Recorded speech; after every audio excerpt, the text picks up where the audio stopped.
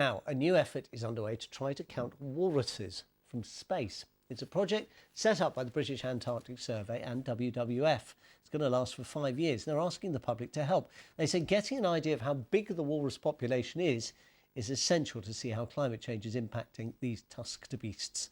Our science correspondent Morelle has more. Huge, blubbery and a bit grumpy.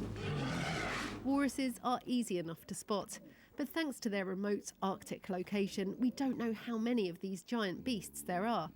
So you can zoom in, look, you can zoom in there. Now the public are being asked for their help, and the Scouts in East Moseley are making a start.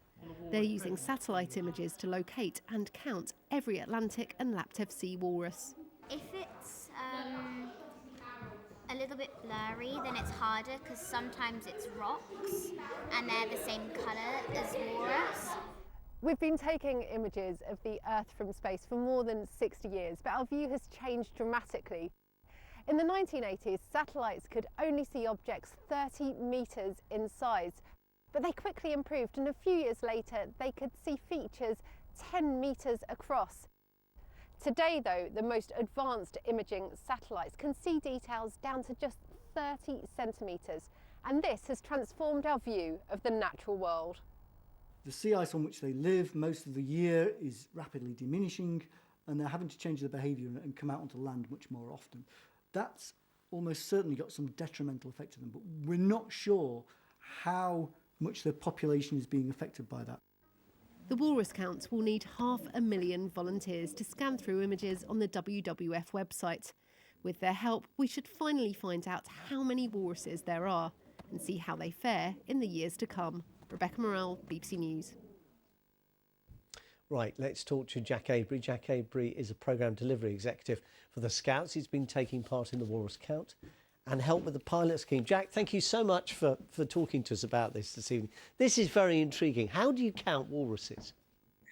Thanks so much for having me on. Yeah, it is really intriguing. And so we're not sending our young people and adult volunteers into space with some binoculars. We're using the latest Maxar satellite technology, which is basically taking a series of hundreds of thousands of images of land and sea across the world. And then by logging in to a platform that anyone can now get involved in by going to Walrus from Space, WWF on any search engine, you can have a look at where these tiles come in. You can see a small slice of either land or sea and mark whether you think that you see any walrus in that image. And then that goes off to the British Antarctic Survey and WWF, who are jointly running this campaign to see if there are indeed any walruses there and what we can learn from it. So what is it difficult to spot walruses from these images? I mean, what else do they tend to get mistaken for? It's quite difficult. Walrus, sadly, do look a little bit like rocks or rusty barrels, and sometimes even sort of put together small buildings. So they are quite difficult to spot. But I think what's really nice is that one of the key life skills that our young people learn at Scouts is grit and resilience, that determination to never give up. And I was lucky enough to visit a group of our young people who were taking part in this campaign, and watching them get really stuck in. And even after 20 minutes of not being able to find a walrus, not giving up, and seeing that spark in their eye and that enthusiasm and that sheer excitement when they finally found a walrus was really heartwarming to see. Tell us why the melting of the ice sheets is causing the walruses in particular problems. So walruses would normally haul out, get out of the sea, if you like, onto ice flows.